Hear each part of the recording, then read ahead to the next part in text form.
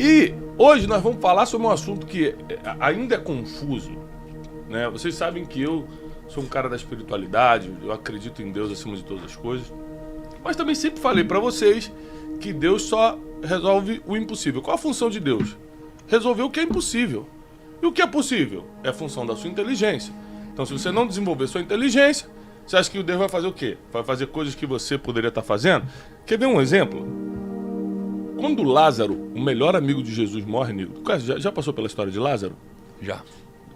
Quando o melhor amigo de Jesus morre, ele demora ainda 3, 4 dias para ir lá ver Lázaro morto. Quando ele chega, já está um desespero na cidade, já está enterrado. E as irmãs, que eram muito amigas de Jesus também, as irmãs de Lázaro, falam: se você tivesse chegado antes, ele não teria morrido.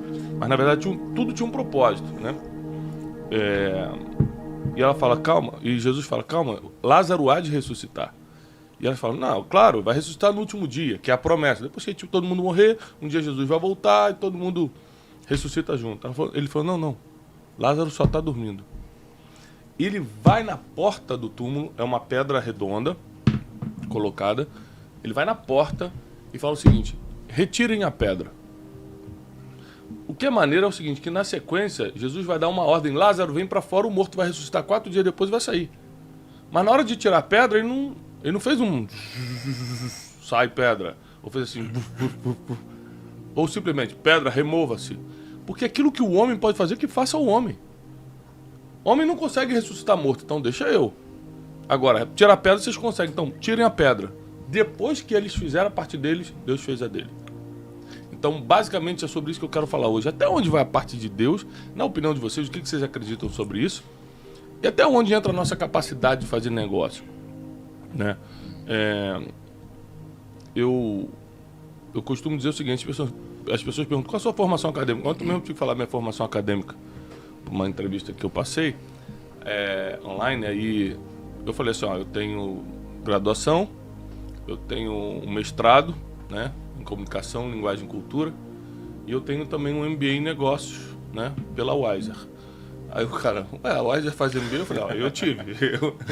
Eu tenho mais de 120 horas de ligação nos últimos 11 meses com o Flávio Augusto, e eu aprendi tudo de negócios, né. Tô precisando até lançar o meu curso, o Equity, né? Um curso bem melhor do que outros estão oferecendo por aí sobre equity.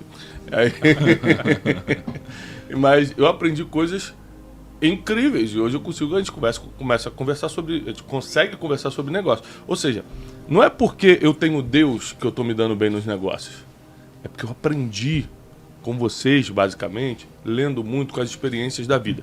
Então eu quero começar com a primeira pergunta. Por Flávio, nosso professor.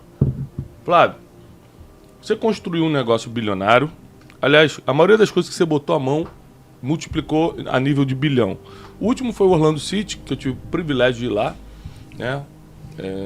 Éramos vizinhos em Orlando. E o Orlando City foi vendido por 2 bilhões, né? Vai viver uma vidinha apertada? Vai, mas dá pra viver, né? Você junta daqui, junta dali, você consegue, né? Agora, como é que pode? Onde é que você acha Deus? Se é que acha, né? Eu estou fazendo uma pergunta que você pode responder negativamente ou positivamente. Onde é que você acha Deus num cara que saiu do Jabu, né, lá em Bangu, Rio de Janeiro, né? E entrou em negócios bilionários? Onde é que está Deus nisso? Assim, a gente tem vídeo de 20 anos atrás, você dando aula, cobrando os funcionários, sempre gerindo o negócio. Mas Deus entrou aonde? Me explica isso e que o pessoal também quer entender. Bom dia. Bom dia a todos. Bom dia. Bom, Brunet, a exata fronteira eu não sei te explicar. A exata fronteira. A partir daqui ou a partir dali. Eu penso o seguinte: eu acho que todo mundo tem que estar disposto a remover a pedra. Se não existir essa disposição, se ficar as pessoas com a passividade para remover a pedra, eu estou usando a metáfora, a história que você usou de Lázaro, não é? Se o cara tiver resistência para mover a pedra, se ele não fizer a parte dele, uma coisa é fato: Deus não vai fazer aquilo que eu posso fazer, aquilo que cada um vai fazer. Ele não vai remover a pedra. Então as pessoas têm que estar dispostas a remover a pedra. Agora, a partir de que momento? Porque crendo em Deus, crendo na existência de Deus, como eu creio, a gente crê que Deus em algum momento ele age.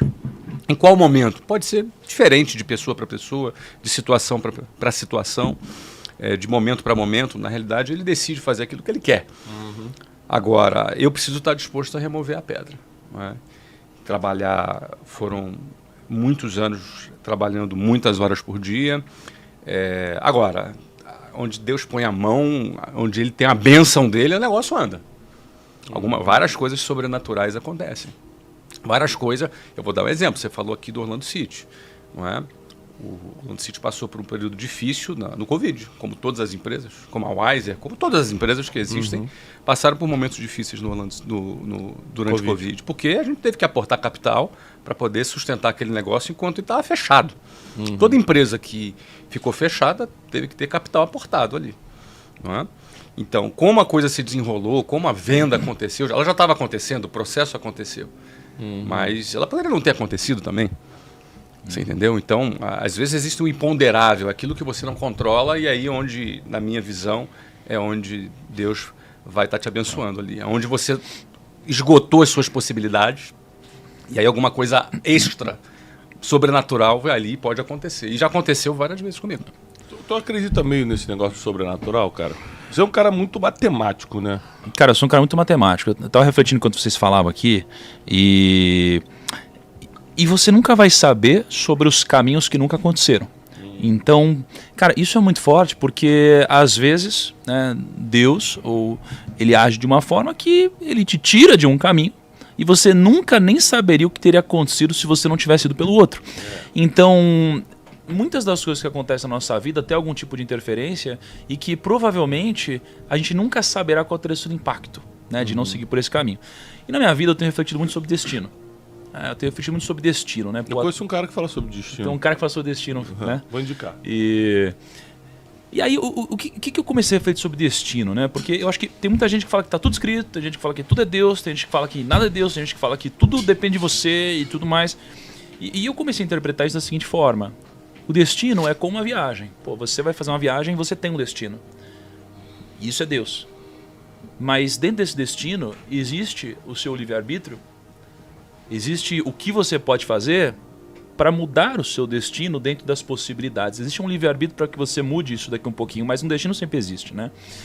E eu acho que é difícil você entender até que ponto, de fato, Deus fez, Deus não fez, Deus mudou. Por quê?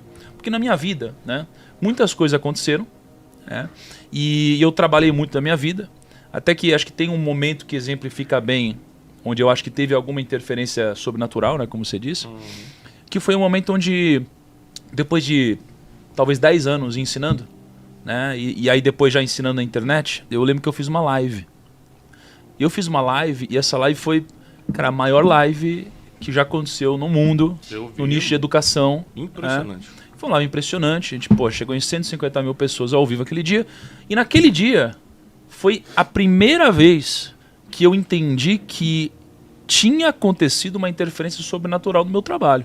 Por quê? Eu fiz a minha parte, eu levantei a pedra, eu tirei a pedra, cara, eu ralei, eu acolhei, eu fiz tudo, entendi o algoritmo, dissequei o algoritmo, trabalhei muito, gravei, preparei, mas chegou na hora e eu não consegui compreender como que a gente bateu um número tão grande.